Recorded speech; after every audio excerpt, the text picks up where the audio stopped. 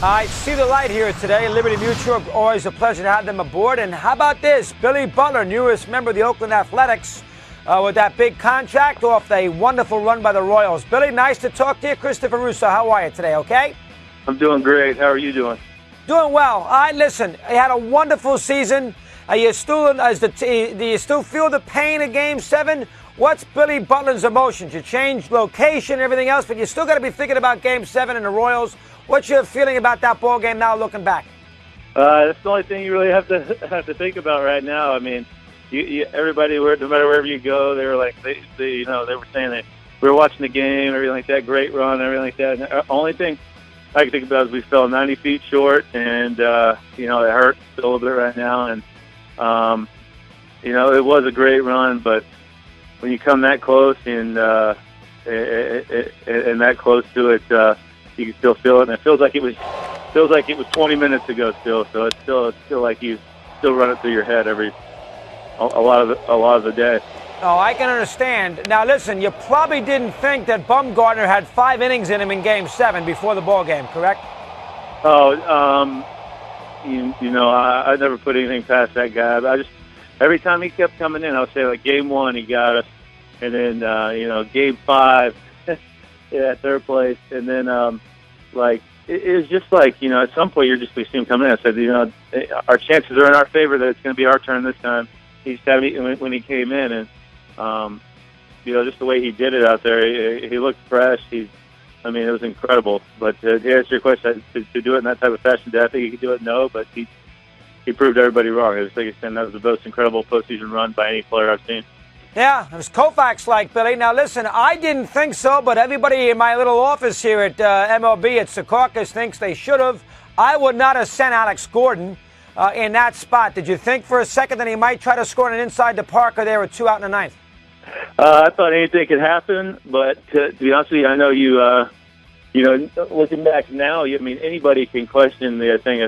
If Salvador would have got a hit, they'd been like, oh, great hold. But, anybody can say guess that now that the run didn't score, but it's the right move. You can't make the last out at the plate. And, if he'd have made it, then he would have made it, but you just can't take that chance. And, our third base coach over there, Mike Dursley, he's the best I've seen at it, and he did a phenomenal job. He made all the right moves, and that was the right move there, too.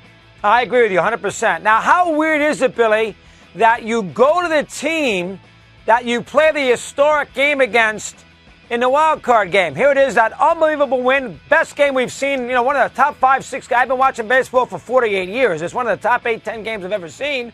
And here it is, a month after the season's over, you sign with the loser of that game. How weird is that, signing with the Athletics here? The whole postseason run was incredible, but the game that I think about and that was the most incredible game I've ever been a part of was that wild card game. That's the game I remember. That's the game I remember about the whole run. And because, like you said, we went all the way to Game 7 of the World Series, but none of that happens without that wild card game. And to replicate that again, I don't think that. I hate to say that because baseball, you've never seen it all, and every day it'll teach you something new. But that game right there, there were so many different twists and turns. That was the definition of that's what you think about when you say postseason baseball now. Now, is it a little weird to sign with the team that you beat in that kind of game? It really hasn't set in yet. Like you said, I'm in off-season mode, and it'll be a little bit weird when I get my card. I'm going out to Mesa for spring training instead of Surprise, because I've never done anywhere but Surprise. But they were interested in me from day one whenever my option got declined, so it doesn't feel that weird anymore. It did right out the gate, but it doesn't anymore. All right, now, how strange was it they trade Donaldson? We know Billy Beane, he knows how to put together these teams. You got to have complete faith. Did it surprise you? Did it bother you that a couple weeks after you sign your nice deal, that out goes the third baseman in Toronto? What's your take on that? There's a lot of different ways to take that. Obviously, you see a guy that's probably one of the best third basemen in the game, if not the best, with his combination of his defense and his offense and the way he's had the last 2 years. But, Billy Beane's, he's continually having change, consistently making trades, and they're competitive every year. They made the playoffs last 4 years in a row. and he continually makes aggressive trades because he has to with his market. So, I'm not going to start doubting him now. Obviously, because I came on board, but he's been doing this for a reason. He's continually putting competitive teams on the field. So, I don't think that's stopping anytime soon.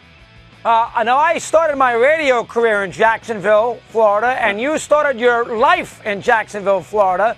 Do you live there in the off-season, Billy, or no? I live in Scottsdale, Arizona, but I lived my first 18 years.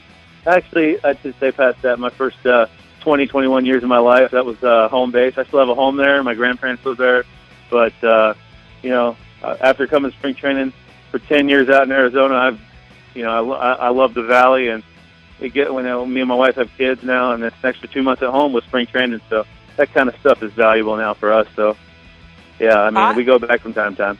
I worked for that Jacksonville Suns baseball team in the early 80s, and Henry Aaron went through the minor leagues in that city, and so did Tom Seaver. So Jacksonville's got a little baseball history that I'm sure you know a little something about, correct? Yeah, absolutely. I played at Wolfson Park there. Many high school games. We played at that park, and I played at the new one and the old one. And so I know all about the Jacksonville Suns and the history there.